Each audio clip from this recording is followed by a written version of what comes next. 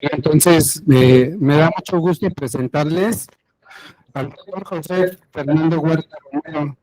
Él es pediatra infectólogo, egresado del Centro Médico Nacional 20 de noviembre del ISSSTE, maestría en ciencias con opción en microbiología médica del Instituto de Ciencias de la UAP, diplomado en alta dirección y administración de servicios de salud, ética, legalidad y derechos humanos, atención integral en medicina del adolescente, docencia médica con apoyo informático, metodología de la investigación, gestión hospitalaria, educación médica continua, miembro titular y es tesorero de la Academia Mexicana de Pediatría, es presidente de la Sociedad Pediátrica del ISSSTE, subsecretario de Salud, zona B, y coordinador de los servicios de salud en el estado de Puebla.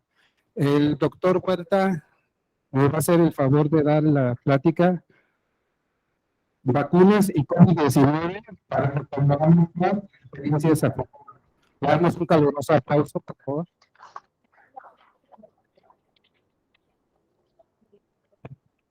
Muchas gracias. Buenos días a todos. Agradezco la presentación y quiero agradecer a la doctora Vianey Escobar Rojas, en lo particular una persona a la que estimo mucho, todo su equipo de trabajo. Primero por el excelente programa y segundo porque la verdad que tiene mucho impacto los temas que están revisando aquí. Acabamos de escuchar al doctor Xochigua, toda una institución en la infectología pediátrica. Acabamos de escuchar un tema tremendamente interesante como es también el uso de antibióticos en niños, los problemas de resistencias bacterianas, etcétera. Y en general el programa es un programa muy valioso que creo que les va a ser muy útil en su práctica diaria. Me voy a quitar la máscara porque ya de repente sofoca y aprovechando que estoy de este lado yo solito. Me pidieron que preparara este tema y cuando dije que sí, híjole, no sabía en lo que me estaba metiendo porque hay muchas formas de ver esto. Se puede ver desde un punto estrictamente científico, como lo que implica todas las características que tiene el virus, sus métodos diagnósticos, etcétera. O se puede ver muy epidemiológico, por el comportamiento que tuvo y que hemos tenido durante estos 3 años.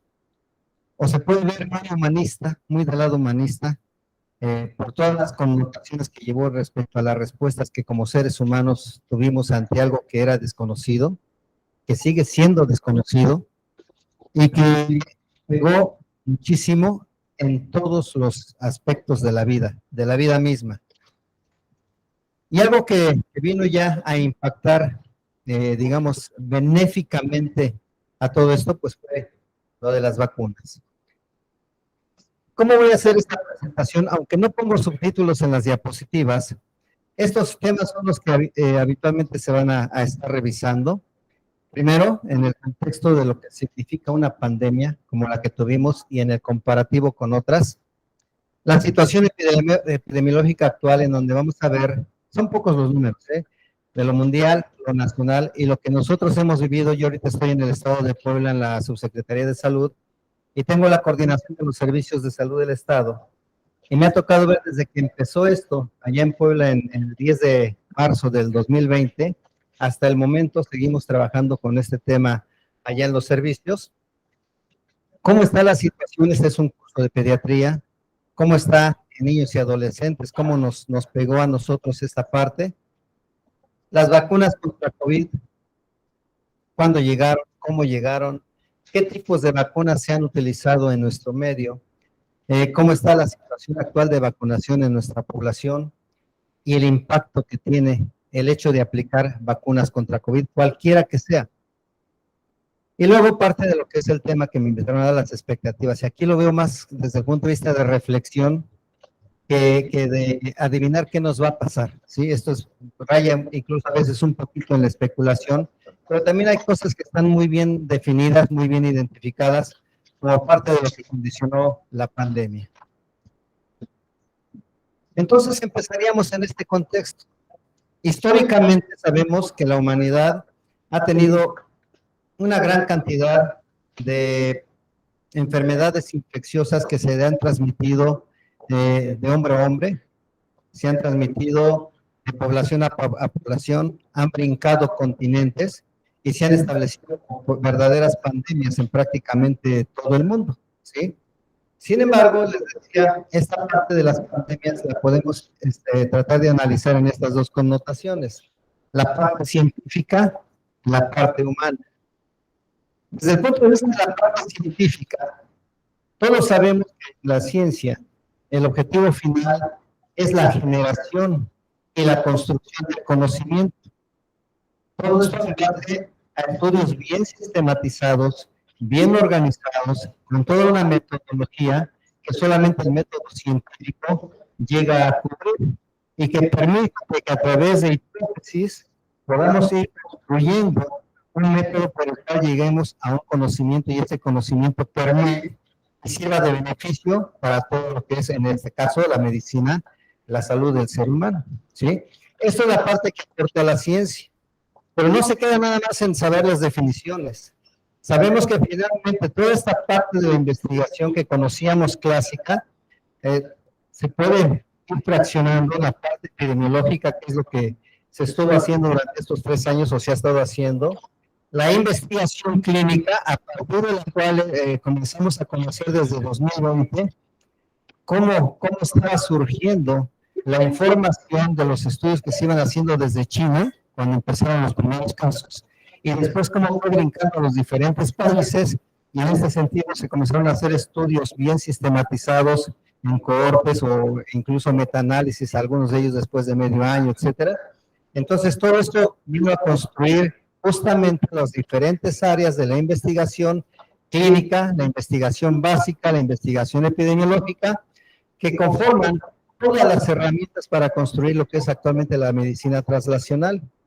Y en ese sentido, el único beneficiario sería el paciente directamente. Pero una vez que vimos que podíamos incidir sobre los pacientes, a veces tardíamente, pues el objetivo vendría extendiéndose hasta lo que es el bienestar de la sociedad, que es lo que buscaríamos ya como parte de la respuesta final a todo esto que nos ha quejado desde 2020, al menos aquí en México. Desde el punto de vista de las humanidades, ¿qué es lo que ha pasado? Todos decimos, bueno, ¿qué tienen que ver las humanidades? Se implicaron aspectos religiosos, aspectos morales, creencias personales. Hay quien todavía cree que no existe COVID, hay quien todavía cree que no sirven las vacunas. Hay quien por cuestiones religiosas dice, es que yo no practico, no religiosas, no practico la medicina alópata, a mí no me interesa vacunarme, no me interesa tratarme en hospitales, etcétera, etcétera. Entonces, toda esta parte del comportamiento que tenemos, que fue muy disímbolo, fue muy disperso, tremendamente difícil de consensuar, pues esto lo estudian justamente las humanidades, las ciencias sociales, con respecto a lo que son las humanidades, ¿sí? Y entonces, vean ustedes, también se hacen análisis, pero los análisis son tipo específico, crítico, debates. Esto fue tremendamente caótico en el 2020, con toda la infodemia que surgía. A veces creíamos lo que nos decían nuestros líderes de la federación, si era cierto o no era cierto lo que estaban haciendo. Para nosotros fue muy fácil decir, no, pues se equivocó en todas sus apreciaciones, se equivocó en todos sus cálculos. Nadie era experto en COVID. Y quien pretendiera decir que lo sabía o que sabe mucho de COVID, créanme, todavía estamos en pañales. Entonces, toda esta parte de las interacciones entre los seres humanos, sus diferentes formas de interpretar las cosas, las diferentes formas de comportarse, son parte del campo de las humanidades. La religión, la sociedad, la historia, el arte, la política, todos estos factores se vieron involucrados, al menos en este caso. Cayendo en lo que ha sucedido con las grandes pandemias, tan solo basta ver esto, en los últimos 200 años, esto fue en un texto que se llama Infeccio, donde saqué este dato, varios brotes epidémicos han causado millones de muertes en el mundo, millones. Esta no es la primera. Sin embargo, no todos ellos pueden ser calificados como pandemias. ¿Qué es lo que caracteriza una pandemia? Una enfermedad infecciosa con un agente nuevo, desconocido, que es un criterio ineludible. Y la principal característica, que se transmite de ser humano en ser humano y que atraviesa fronteras. Es decir, lo que inició en China en diciembre, en febrero, a finales de febrero ya lo teníamos en México, ¿sí? Y ya había pasado por varios países a nivel mundial, se extendió por Europa, por Asia, por Europa, brincó a América, aquí a México nos llegó por Estados Unidos y por Brasil, los primeros casos importados que tuvimos aquí en México, ¿sí?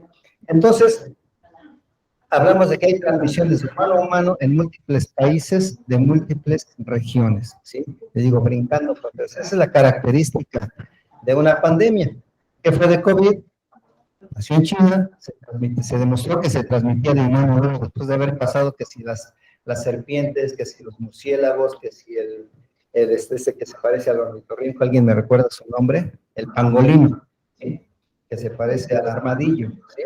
Entonces, todo esto se vino dando con este virus del SARS-CoV-2.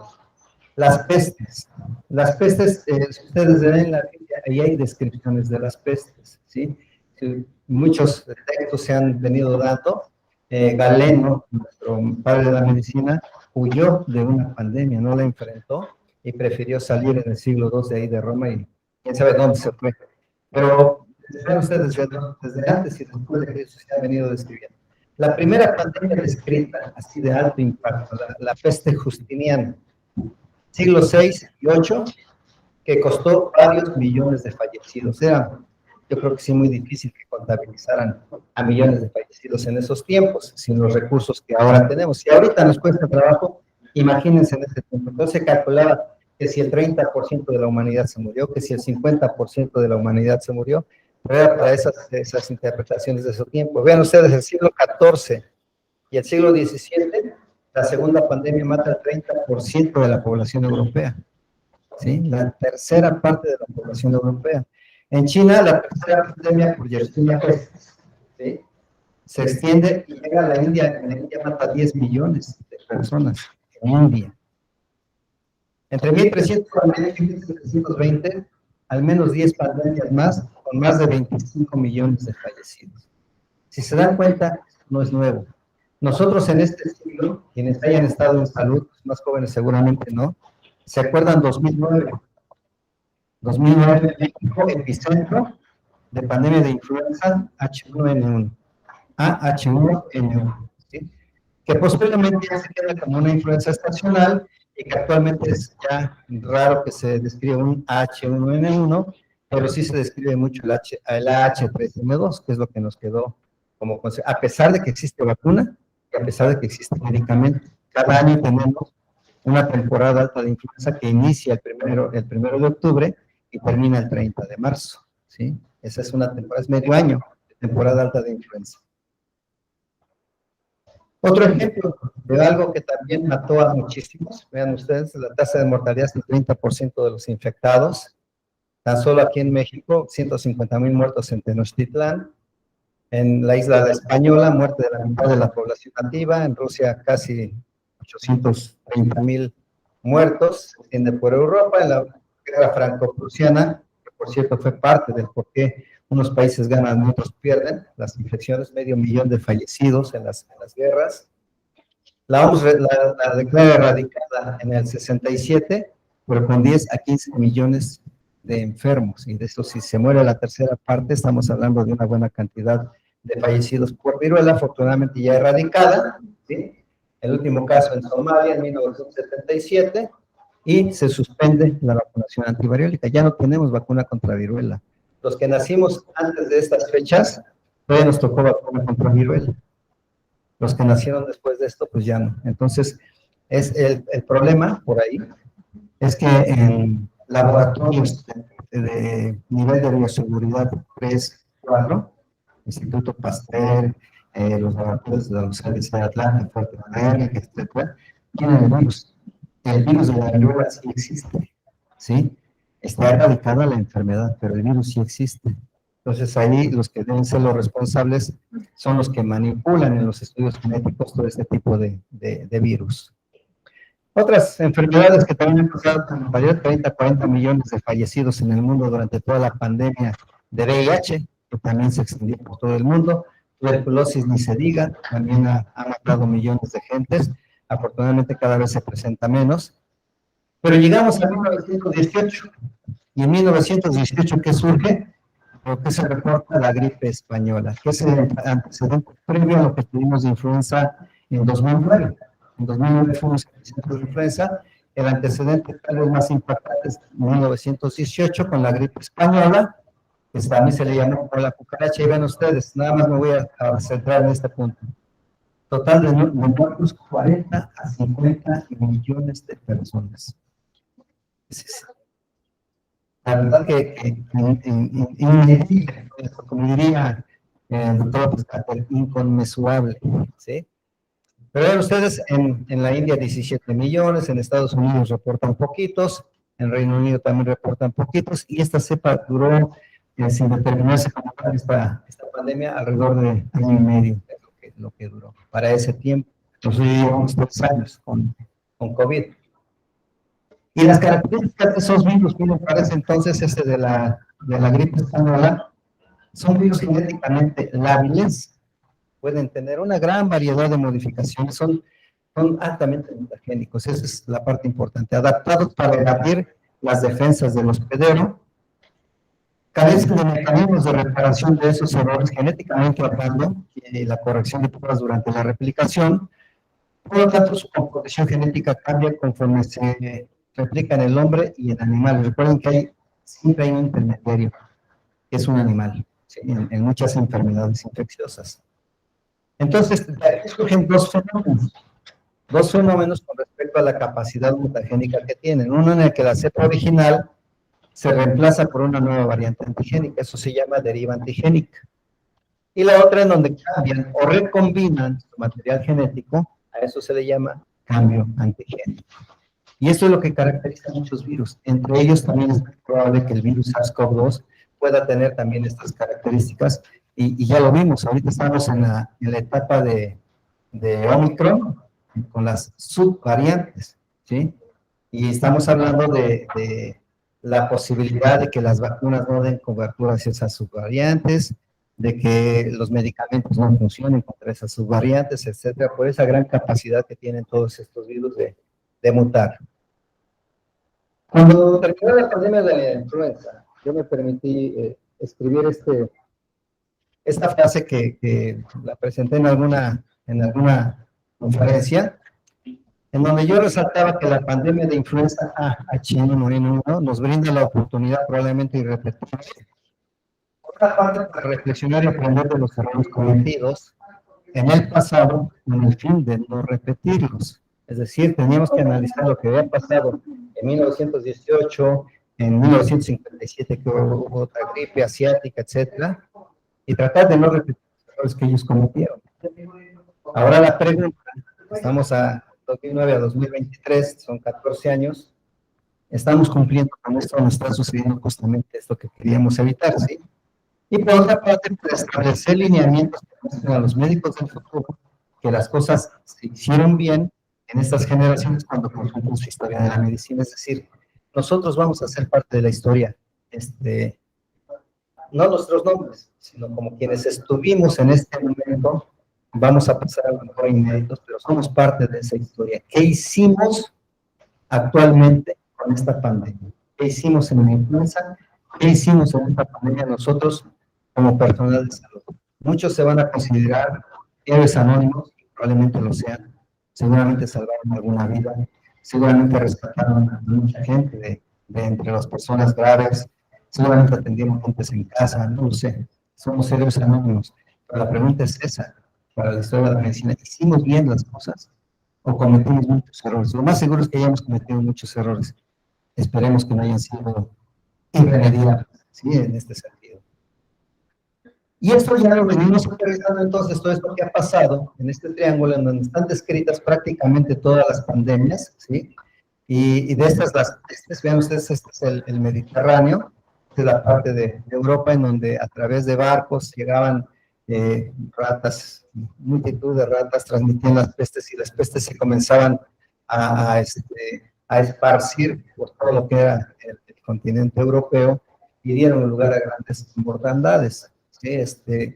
Pues aquí está, este cromo ilustra justamente cómo se iban extendiendo prácticamente todas las enfermedades de aquellos tiempos del siglo XVI, siglo XVII, etcétera. Y en este cuadro se van describiendo también por siglos, por años. Se las voy a dejar para que la puedan revisar bien. Y llegamos hasta esta parte. Hasta aquí. Esta imagen es de 2011, en donde apenas tenía 7,000 casos reportados. Febrero 23. 6,855,584 muertes hasta el 14 de febrero de este año que ha condicionado COVID-19. Lo que está registrado, ¿sí? Según la OMS. 6,855,584 muertes. Una barbaridad de muertes, ¿sí? Entonces la pregunta sería, ¿hicimos bien las cosas? De plano nos agarró como una generación que no sabía nada al respecto de enfermedades infecciosas respiratorias. Este bichito que se da en el rango de nanómetros es tan letal como parece, ¿sí? Al menos por los números, sí lo es, ¿sí? Entonces, ¿qué es lo que sabemos de este bichito? Ya sabemos que tiene la presencia de algunas espículas, algunas proteínas que son importantes, que son las que favorecieron su unión, ¿sí? con la célula hospedera a través de la glicoproteína S, que es la spike, ¿sí?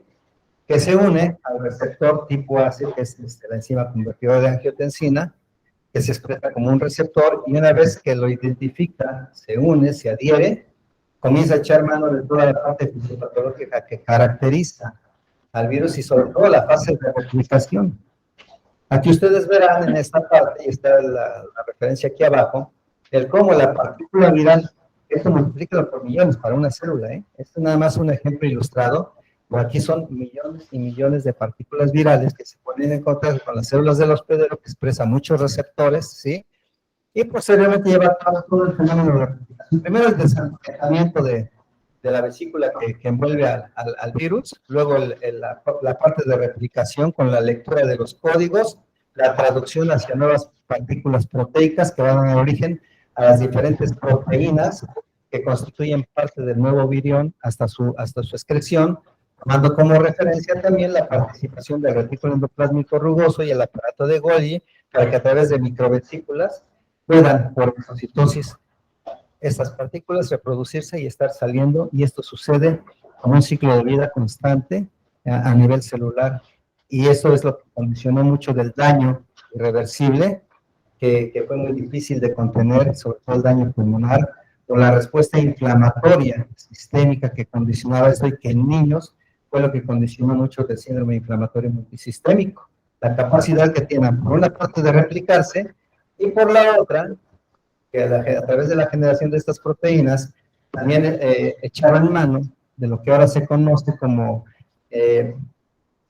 patrones moleculares asociados a patógenos o patrones moleculares asociados a daños, los PAMPs y los DAMPs que menciona la literatura, y en los cuales, a partir de la señalización que se desencadena en la membrana de la célula por la unión del virus con el receptor, esos procesos de señalización a través de un factor de transcripción nuclear, que se conoce como NF-κB, dan origen a la producción de diversas proteínas proinflamatorias, o bien, en algunos casos, a la muerte celular programada a través de la intervención de las caspasas para tratar de regular justamente esta inflamación. Y esto va a dar lugar a la formación de inflamasomas, y estos inflamasomas son los que van a desencadenar la respuesta clínica que caracterizó a muchos pacientitos que incluso fallecieron. Porque una vez que se desencadena la cascada inflamatoria, depende de la capacidad que yo tenga para montar una respuesta antagónica en forma innata y trate de revertir esto endógenamente. Pero esto se vuelve tremendamente complicado. Y aquí es en donde se ve justamente cómo se desencadena a través de los procesos de señalización en el nivel molecular la producción de proteínas inflamatorias. Este factor que está aquí, el NLRP3, es uno de los principales inflamosomas que se producen en infecciones virales, ¿sí? Y muy seguramente es uno de los que participan también con COVID en este sentido, y eso es lo que explica mucho de la evolución de estos pacientes hacia la gravedad. ¿Cómo estamos epidemiológicamente? Me dije que no iba yo a poner subtítulos, pero sí iba yo a abordar todos los temas que puse en la primera diapositiva. Vean ustedes, aquí escogí primero 14 de abril 2020, los primeros 4 meses, para ver cómo estábamos a los 4 meses de iniciada la pandemia en el mundo. Vean ustedes, en 4 meses ya había confirmados 1.844.683. Confirmados. Pero sabemos que hay muchas limitantes para muestreo en muchas partes del mundo. Y que el RO epidemiológico del virus, de la capacidad de replicarse y de transmitirse, es muy alta. Este virus era más alto que, por ejemplo, el de la influenza. Entonces, comparable al de sarampión. Entonces, muy seguramente esta cifra puede triplicarse o cuadruplicarse muy fácilmente para los primeros 4 meses, ¿sí? Y vean ustedes, para entonces en el mundo ya llevábamos más de 117,000 fallecimientos. Abril 2020. ¿Qué pasa en febrero de 2023? Vean ustedes, casos 673.126.405 confirmados. Si lo multiplicamos por 2 o por 3, por los que no se documentan, los que no se registran, los que no asisten, a los que no se les toma muestra, los que nada más hacen una antigénica que a lo mejor ya no funciona y no les hacen PCR. Entonces, esa parte, pues por ahí queda subregistrada, sí, pero para los documentados confirmados, más de 670 millones en el mundo. Y vean ustedes en muertes, más de 6.800.000 defunciones en el mundo para febrero 2023.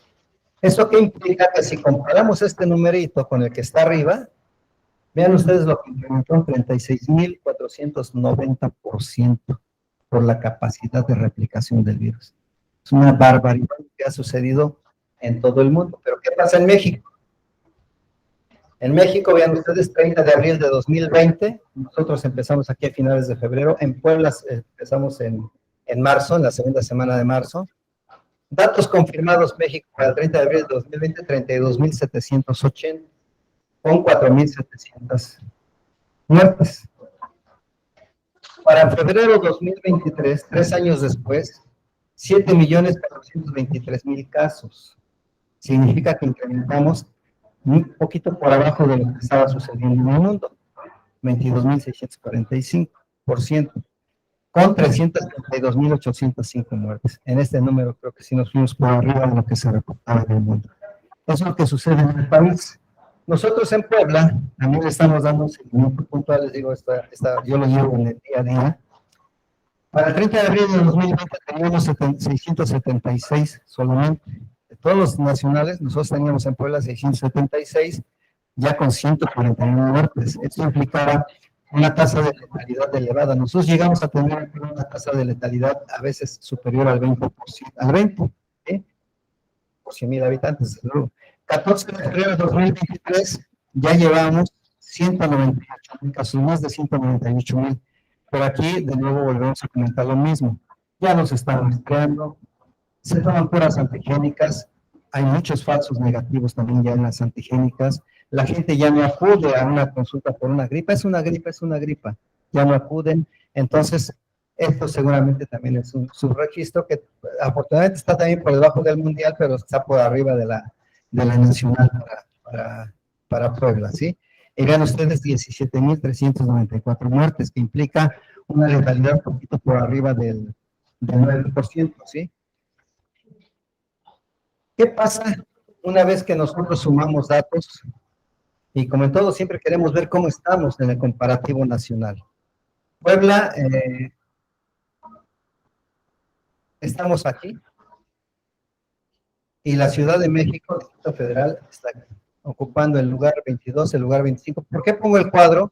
porque en este cuadro podemos ver prácticamente casi todos los estados que están en la megalópolis, que es en donde más pegó, ¿sí? Sin embargo, a pesar de que es donde más pegó, vean ustedes que ya están en los estados en donde se ha visto un mejor control de la pandemia al final, haciendo las cuentas finales, ¿sí? Puebla, lugar 22, Distrito Federal, lugar 25, por aquí está Tlaxcala, por aquí está Morelos, por aquí está el Estado de México, ¿sí? Todos los integrantes de la megalópolis, que afortunadamente lograron, a pesar de que pareciera lo contrario, sí lograron tener una buena respuesta. También con relación a la mortalidad, vean ustedes, Puebla, lugar 23, Distrito Federal, lugar 29. Esto es hasta este mes, ¿sí? Hasta este mes, así como estamos, digamos, rankeados con respecto a la respuesta que se ha tenido a COVID en morbilidad y en mortalidad, es decir, casos totales o casos de muertes. Esta página probablemente la conozcan. Esta página que se puede leer fácilmente quienes accesan a internet de la Universidad Johns Hopkins, que también lleva diariamente la visualización de lo que está pasando en el mundo. Entonces, miren ustedes, esto es el mundo, ¿sí? Todos los países en los que está involucrado COVID, el total de casos mundiales, hablamos de más de 673,000. El total de muertes, más de 6,800,000. Y vean ustedes la cantidad que se han aplicado de vacunas en el mundo. 13,287 millones de vacunas, de dosis de vacunas se han puesto en el mundo. 13,287 con 270,545, ¿sí? Es una barbaridad de vacunas las que se han aplicado en el mundo, ¿sí?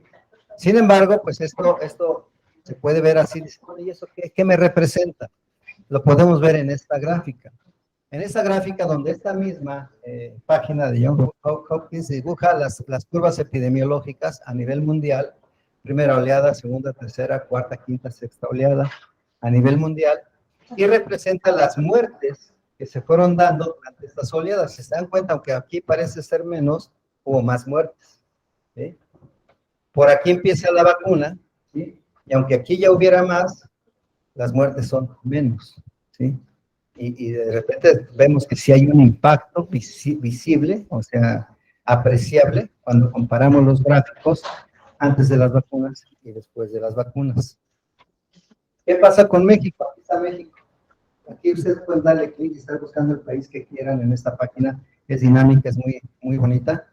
México, más de 7,400,000 casos, más de 330,000 fallecimientos, y en México se han aplicado más de 225 millones de vacunas. 225 millones de vacunas. Y vemos la curva también, las curvas, las diferentes oleadas, primera, segunda, tercera, cuarta, quinta, y por aquí ya se comienza a visualizar la sexta en México. Y vemos las muertes. Definitivamente, las primeras oleadas se ve la mortalidad muy bien dibujada.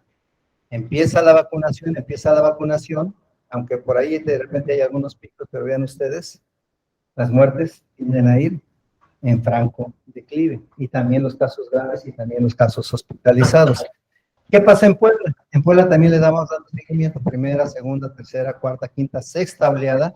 Esta diapositiva la hicimos en diciembre, en donde estábamos haciendo la estimación, la proyección de lo que esperábamos nosotros, que está en rojo, lo que esperábamos para el mes de enero, ¿sí? Esta es la curva que esperábamos. Entonces, se establecieron medidas con decretos desde el gobierno del estado y nos estamos comportando así, ¿sí? Con esta curvita que se ve aquí abajo, respecto a los casos por fecha de inicio, se van visualizando, y esa curvita que se ve al final, pues es este es el comportamiento que tenemos de la sexta oleada. Ahorita, aparentemente, esta sexta oleada ya va en descenso. Sin embargo, en estos últimos días hemos notado un discreto incremento, como si hubiera un repunte de casos en donde ya estábamos por abajo del 10-8% de positividad en el muestreo, y ahorita estamos en el 25% de positividad en el muestreo en las últimas 2 semanas. Entonces eso nos detuvo un poquito, sin embargo ya las medidas para contrarrestar COVID pues se han ido aligerando cada vez más, ¿sí? Y visto ya nada más a partir de las últimas semanas en que se empezó la sexta oleada, hasta la fecha, vean, 13 de febrero, así es como estamos comportándonos en Puebla, ¿sí?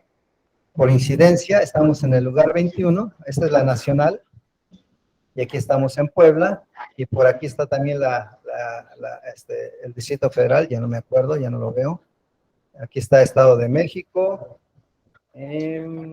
Distrito Federal quedó arriba en esta última oleada. Está todavía muy arriba el Distrito Federal. Y por mortalidad, también vean ustedes, Distrito Federal, la nacional, y en Puebla cómo estamos respecto al comportamiento de mortalidad. Y esto es bien cierto. En el último año, después de que nosotros tenemos reportados 17,000, más de 17, casi 18,000 defunciones, en 2022 solamente tuvimos alrededor de 900 defunciones. O sea, casi todas se dieron en el 2020 y en el 2021, que fue la etapa más crítica de lo que fue la pandemia para todos los estados. Estas están muy fáciles de ver, pero para que se les facilite todavía más les voy a decir en qué consiste. La tasa de incidencia desde 2020 a 2023 está por colores. El azul es 2020, el ocre que se ve aquí es 2021, el gris es 2022 y el amarillo es 2023. Si nos damos cuenta, si me voy primero con el color azul, esta fue la primera oleada, y por aquí empezaba la segunda, y esa segunda oleada ya estamos manejada por aquí en 2021, con otro repunte, y en 2022 se hicieron más intensas las transmisiones, pero menos graves y menos letales, ¿sí? ¿Qué teníamos para estas fechas? ¿Qué teníamos vacuna? La vacuna, recuerden que empezó en enero de 2021. Lo mismo con la mortalidad. 2020 azul, muy alta. En 2021 todavía seguía alta, pues aquí es donde entró la vacuna apenas, todavía hubo un repunte, pero para 2022 vean la mortalidad, y para 2023 esto es lo que llevamos hasta el momento. Parece ser que sí ha bajado un poquito la intensidad de esta enfermedad. Esa es la curva de hospitalizados, primera oleada, segunda oleada, tercera oleada, cuarta oleada, quinta oleada, y la sexta es lo que esperábamos. Esta fue una proyección que hicimos en diciembre de 2022, esto es lo que esperábamos. Afortunadamente, ahorita solamente tenemos en todo el sector que involucra servicios de salud, seguro social, ISSSTE, hospital universitario, hospitales privados, etcétera, tenemos 42 personas hospitalizadas, solo con 4 ventiladores conectados por COVID. Eso es lo que tenemos ahorita de hospitalización. Nosotros nunca llegamos realmente a esto que habíamos estimado, afortunadamente. Entonces tenemos un 95% de capacidad hospitalaria para recibir pacientes COVID actualmente en Puebla. ¿Qué pasa con los adolescentes?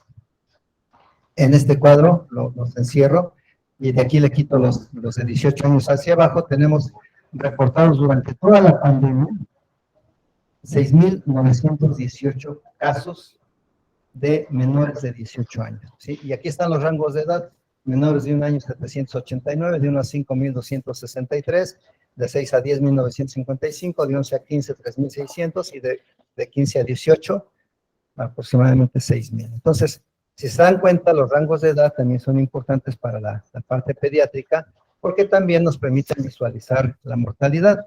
Y aquí estamos viendo cómo se comporta. Acuérdense ustedes que de inicio no se vacunaron los adolescentes y los niños. Entonces, al estar vacunada la población adulta, se fue para arriba la parte del comportamiento epidemiológico en la edad pediátrica, ¿sí? En menores de 1 año, vean ustedes los casos, también es 2020, 21, 22, y lo que llevamos de 23.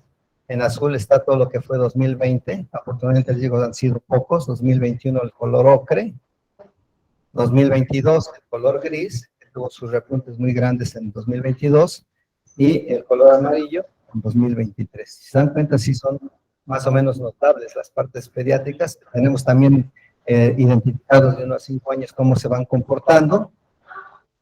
De 6 a 18 años también, nos vemos cómo se nos van comportando, cómo van dando los picos en las diferentes partes del año. Aquí esto es enero y por aquí ya estamos en agosto, para que más o menos vayan visualizando las fechas. Les digo, les voy a dejar por si la quieren revisar más detenidamente, desde luego que les dejo la presentación. Y vean ustedes aquí, ya por grupos de edad, el cómo se fueron comportando, vean ustedes, las defunciones. Han fallecido con nosotros 104 menores de 18 años, es el equivalente al 0.6% de la población total pediátrica la que ha fallecido. No es tan alto, en ellos no se portó tan letal, pero cuando se ponían graves ya de veras nuestros menores de edad. Y también se pueden ir viendo las defunciones, no me voy a detener, las gráficas a veces también saturan mucho. Y entonces vienen las vacunas. Aquí también voy a ir muy rápido porque son cuadros que no los quise deshacer para que vieran más o menos cómo llevamos el control. Estas fueron las vacunas recibidas. A todos nos tocó verlas. Pfizer pediátrica, Sinovac, AstraZeneca, CanSino, Sputnik, Moderna y Abdala. Esos son los que se han recibido en el país.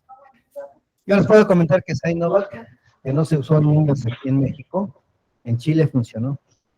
En Chile, desde que empezaron las vacunas, y lo digo porque mis nietos están allá, vacunaron a mis nietos desde menos de 10 años, 8 años, con Sinovac. Y no hubo ningún efecto colateral. La verdad que lo recibieron muy bien y en Chile les fue muy bien con respecto a la vacunación. La cantidad total de vacunas recibida, más de 12.600.000 dosis recibidas. Esto es Puebla, ¿eh? Dosis aplicadas, más de 12 millones. Y aquí viene la parte paradójica. Aplicamos el 100% de las dosis recibidas, pero no pudimos vacunar al 100% de la población. Esa es una diferencia muy notable, ¿sí? Puedo presumir haber aplicado todo lo que me mandaron, pero no puedo presumir de haber cubierto a toda mi población. Sin embargo, cuando comienzo a analizar, vean ustedes, la primera parte que se dijo, vacúnense, fueron los adultos mayores y el personal de salud, ¿sí? Personal de salud, con las primeras dosis ya teníamos vacunados a casi el 95% del personal de salud. Cuando comenzamos a ver el personal de salud cuánto se aplicaba en la segunda y la tercera dosis, los porcentajes fueron bajando, ¿eh? Y los muy vulnerables con la cuarta dosis ya casi no se vacunaron, ¿sí? Entonces, este control lo llevamos por tipo de población, por total de población, vean ustedes, de 60 y más, casi 770.000 personas, de las cuales se vacunaron con la primera dosis 678.000, casi, estamos hablando por arriba del 90%, cercano al 90%, pero cuando hablamos de las subsiguientes, ya muchos ya no se quisieron vacunar más adelante. Lo mismo de 50 a 59 años, el número de población 593.000, aplicadas 562.000 en primeras dosis, más casi el 95%, que también se fue reduciendo para la segunda y la tercera dosis. 40 a 49, me voy hasta las pediátricas, embarazadas, y este es algo muy curioso, no se quisieron vacunar las embarazadas. Vean ustedes, desafortunadamente y dolorosamente, con las primeras dosis solamente cubrimos 48%, poquito menos del 50%, y las subsiguientes ya no se querían vacunar. Probablemente las reacciones adversas, en fin, el hecho es que la población de embarazadas es una población que está desprotegida, y creo que esto es en todo el país, ¿sí? Que las embarazadas no se quisieron vacunar. Trabajadores de la educación, que también fue otro ramo que se tuvo que vacunar, de 128.000 aplicamos 123.000, cubrimos a poquito más del 90%. Y vean ustedes, de 12 a 17 años, bueno, estos son amparos que nos metieron, que nos obligaron a vacunar cuando todavía no estábamos vacunando niños, ¿sí? Tuvimos que cubrir a niños con amparos.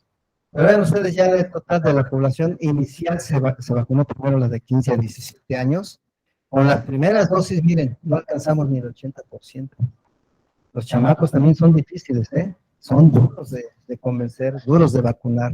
De 488.000 aplicamos 375.000. De 12 a 14 años, vean ustedes, de 241.000 aplicamos 203.000, un porcentaje un poquito más alto, pero que en las subsiguientes ya no se querían vacunar. En la de 5 a 11 años, de 839.000, aplicamos 677.000, por debajo del 90%, y para las subsiguientes ya tampoco se querían. Primero demandaban y se amparaban porque querían vacuna, y luego ya se querían vacunar. Los comórbidos de 12 a 17 años también identificamos 36.400 y solo aplicamos 17.000. No se querían vacunar tampoco los comórbidos, ¿sí? Entonces, a mí me gusta mucho presentar esta. La cerré por ahí de diciembre del 2000. Primera, segunda, tercera, cuarta, quinta y sexta oleada iniciando por acá. Y lo que se ve aquí, esa camionetita que se ve ahí, es el día de llegada de la vacuna a nuestro país. Ese día yo fui a recoger, nos tocó justamente recoger, y yo tengo la suerte y me congratulo de eso, de haber recogido la vacuna para el estado de Puebla, ¿sí? A mí me tocó llevármela, estar con los militares, ir por carretera, custodiados con tanquetas, con rifles de alto poder, ametralladoras, etcétera, ¿sí? Hasta que llegamos a la zona militar allá en Puebla. Tremendamente curioso. Aquí es donde iniciamos, 12 de enero de 2021, la vacuna en Puebla, ¿sí? Si ustedes se dan cuenta, pues dirían, positivos por semana, pues no bajaron, apenas estábamos comenzando a vacunar. Y la vacunación se dio primero en las poblaciones altamente susceptibles o vulnerables, como son los adultos mayores y el personal de salud. Era un porcentaje muy pequeño con relación a los casi 7 millones de habitantes que tiene el estado de Puebla. Entonces, sí seguía habiendo transmisión, ¿sí? Eso era, y seguían las defunciones, vean ustedes, seguían presentándose a pesar de que inició la vacunación. Para este espacio, teníamos aplicadas más de 7 millones de vacunas en 2021 y en 2022 otros 4 millones, ¿sí? ¿Qué es lo que pasa con la letalidad? Este es el punto importante. Les decía que llegamos a alcanzar más de 20% de letalidad. Y vean ustedes, después de que empezó la vacunación, la letalidad, que es esta curvita, comenzó a tener oscilaciones y actualmente andamos hasta de letalidad, ¿sí? Entonces, esto es a partir de que empezó la vacuna. Hospitalizados, aquí está la vacuna en enero, y vean ustedes los hospitalizados, sí comenzó a mostrar una variante con respecto a lo que es el caso grave y la muerte por COVID.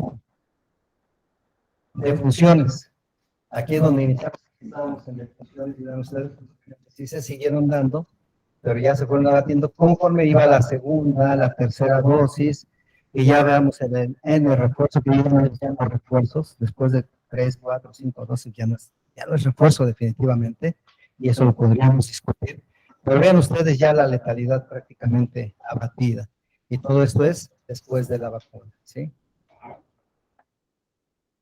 Y las duraciones que tuvieron las diferentes oleadas ahí en el control que llevamos en Puebla fueron diferentes. Con los casos positivos también los hemos identificado.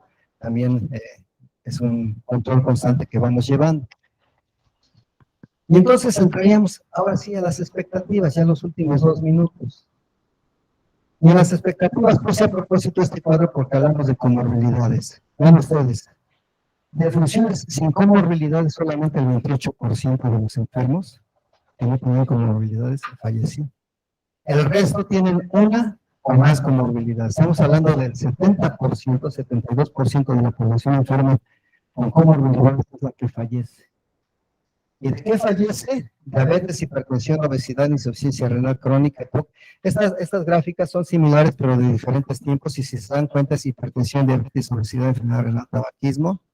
Hipertensión, diabetes, obesidad, insuficiencia renal, tabaquismo. O sea, en todas estas enfermedades, las que teníamos que comenzar a tratar, y que entran al momento de la reflexión. ¿Qué hemos hecho? Cuando desde hace 40 años, 50 años, se comenzaba a hablar de la transición epidemiológica, de la transición demográfica, y se decía que las enfermedades crónicas, crónico-degenerativas, iban a superar por mucho las enfermedades infecciosas. Y sí es cierto. Se fueron al primer lugar diabetes mellitus, cardiopatías, etcétera, etcétera. ¿Sí? Pues son las que están matando, o las que mataron a COVID, a los covidosos, ¿sí? Las hipertensiones, a veces con una, a veces con dos, a veces con tres, más asociadas a la edad. Entonces, era claro que iban a fallecer muchos de ellos. ¿Qué otras expectativas tenemos y que se nos vienen y que ya están? Hace como 10, 15 años, yo platicaba ya en el 20 de noviembre con los residentes, y por ahí había salido un artículo que hablaba de enfermedades X. Y en esas enfermedades X se hablaba de cómo el hecho de estar invadiendo territorios, hábitats naturales de animales. El hombre estaba cada vez más expuesto a enfermedades en las que hay un vector, un hospedero intermediario o definitivo, que finalmente va a tener como repercusión una enfermedad en el hombre. Recientemente, hace menos de un mes, se reportaron 2 casos de rabia en Oaxaca, en Nayarit, fallecidos 2 niños en Oaxaca, no sé si ya fallecieron los 3, no encontré el otro, por murciélago, ¿sí? ¿Por qué en zonas urbanas puede haber murciélagos? Y si hay en zonas urbanas, ¿qué es lo que está pasando? Pues la urbe, no sé si llamarle evolución, no sé cómo llamarle, está invadiendo las áreas naturales y pues los animales buscan sus hábitats y ya no los encuentran, pues van a invadir donde está el ser humano y van a atacar animales y van a atacar al ser humano directamente. Y entonces ya se documentaron después de varios años los primeros casos de rabia humana, ¿sí? Ya estaba prácticamente otras zoonosis, riquecias, ¿sí? Bruselas, tienen un factor animal por ahí también involucrado, vectores, diga, ¿sí?